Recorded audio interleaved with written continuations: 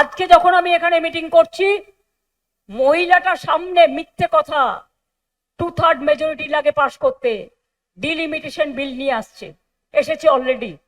আমাকে যার জন্য 21 জন এমপি কে পাঠাতে হয়েছে লোকসভায়, ইলেকশন ছেড়েও।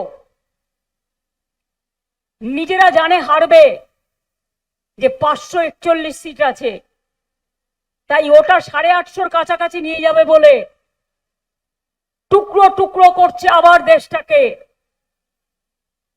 একদিন দেখবেন কুচবিহারটাই হারিয়ে গেছে, উত্তর দিনাজপুরটাই হারিয়ে গেছে, দার্জিলিংটাই হারিয়ে গেছে, শিলিগুড়িটাই হারিয়ে গেছে।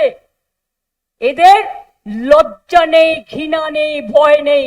কিন্তু আমি বিশ্বাস করি, ঈশ্বরই বলুন, আল্লাহই বলুন, সর্বমনীষী ঠাকুরদের, আমি মনে করি মানুষ ভাবে এক, হয় আর এক। ধর্মের কল বাতাসে নড়ে, তুমি ভেবে যাও, করে যাও, আগামী দিন তুমি পাওয়ারে থাকবে না, ওটা 1 সেকেন্ডে উল্টে যাবে, এটা মাথায় রেখে দেবে। যদি আপনাদের অধিকার কেড়ে নেওয়া হয়, লড়াই আমাদের প্রথম থেকে লাস্ট অব্দি চলবে। আমরা ছেড়ে কথা বলার লোক নই।